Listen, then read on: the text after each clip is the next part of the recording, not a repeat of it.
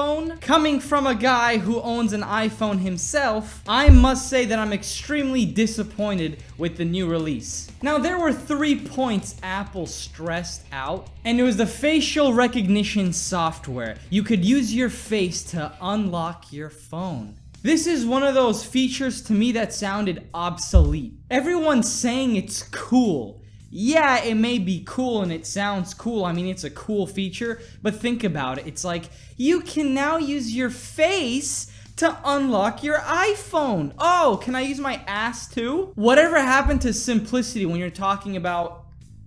Oh, cool. Hey guys, check this out. See? It recognized my face and it unlocked. To me, it's not a big deal. This is coming from a guy who's owned nothing but Apple iPhones. It's really not a big deal. So when I heard Apple stressing that, I was like, I mean, I guess it's cool, but there's already finger touch ID, and it's literally as simple as, now my phone's unlocked. So being able to do that with your face is really not much of a difference or time saver or anything like that. So that feature to me was just stupid. The wireless charging makes no sense either. It's kind of like when you have a cord or even a long cord, you know, you can have it plugged in and still use it, still FaceTime if you're on your bed or next to your computer, like whatever. But honestly, I feel like the wireless charging is only good when you're going to bed. So you can like put your phone down on the pad, because it still has to be, you know, right there. That's the only time where I see it being like so handy, where you can just kind of put it down and it'll charge and then pick it back up. But otherwise, you can't exactly use it while it's on charge. So wireless charging actually sounds better than what it is. People think it's like, oh, I can have the phone in my hand in my room while it's charging. No, it's got to be on the mat. So that kind of doesn't make it that great. And the third point is that they just went on and on about the new facial recognition software being able to animate the emojis now. Why would I need that? Why would I need this? Did Apple look back in their past 4 years of sales and said, hey, which audience do we sell to the most? Oh, 11-year-old girls? Okay, well, let's just cater to them. Otherwise, what's so special about animating an emoji? So they're implementing something Snapchat has been pretty much doing already. But this is one of those features that people are going to use for maybe like a week or two, and then everybody's going to get over it. Because why would you be in public going, I can't come in, I'm late for work? Like, this guy's facial expression says it all. This is one of those things the little girls are gonna love so much for maybe about a week. It's also one of those things where, surprise, all the girlfriends are gonna be sending cute whatever stuff to their boyfriends for maybe the first months, while their boyfriends receive them and go, huh. It's gonna get old and out really fast. But guys, check it out. Like, it's all screen now. Don't mind the way it looks kind of cropped, like when you're playing a game or video or something, but you know, it's all screen. They say it's the smartest smartphone yet. I feel like it's the stupidest one. Like, don't stand too close to that iPhone there, Billy.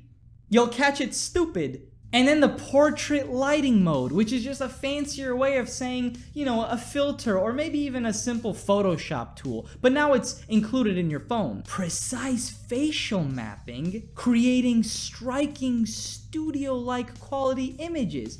All you're doing is darkening the background. It ain't that fancy. Now, as a video guy, I really enjoyed the optical stabilization, the 1080p slow-mo. That's great and all, but it's priced at $1,000. Yeah, so is the Blackmagic Pocket Cinema camera with 13 stops of dynamic range, which is gonna give you already much better quality than any iPhone can put out. But you want me to pay $1,000?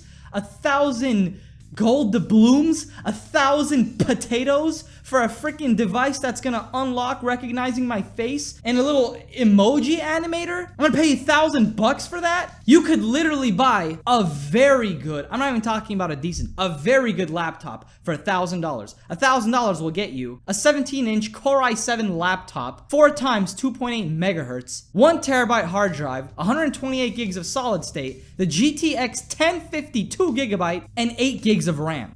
Like, why would I buy it. Oh, and it's faster. Like, what does that even mean? Every iPhone in the past has always claimed it's faster than the previous one, yet most people will never tell the difference between like the iPhone 4 and the 7. So facial recognition, that's virtually useless. Wireless charging, that sounds way better than what it actually is. And being able to animate emojis, which is possibly the most useless thing I've ever heard of. As if I'm gonna stand there with my iPhone 24/7, making funny faces at it so I can make poop talk. But let's not forget the augmented reality, which is funny because it's just one of those things where there was an app for that, but now it's kind of like a feature. That's all iPhone's doing nowadays. Nothing's really exclusive, nothing's really revolutionary. And I don't know if I'm alone on this one, but I'm still ticked off about the fact that they got rid of their aux port. I don't care what anybody says.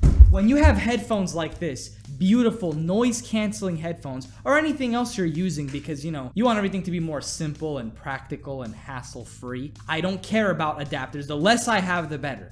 So all in all, I'd say this iPhone, especially for the price they're talking about, $1,000, is dead in the water, which is good because it's not waterproof anyway. But looking at the whole Animoji presentation and everyone in the audience, you know, going as if it's like the greatest thing you can have on a phone, I honestly saw it laughable. I'm sticking literally to my iPhone 6 and haven't upgraded because I'm not missing out on anything. And people are still going to camp out like 4 days in front of the store to buy this thing. It just shows how much of fanboys and like brainless nematode they are. That's my rant for today. Thank you so much to those of you who like, subscribe, and share my videos. And can we please talk about the iPhone 9? What happened? Is it because 7, 8, 9? Is 9 not good enough of a number? What is it with this electronic device inequality? I'm gonna gather a group of people so we can go out blocking traffic with signs that protest this.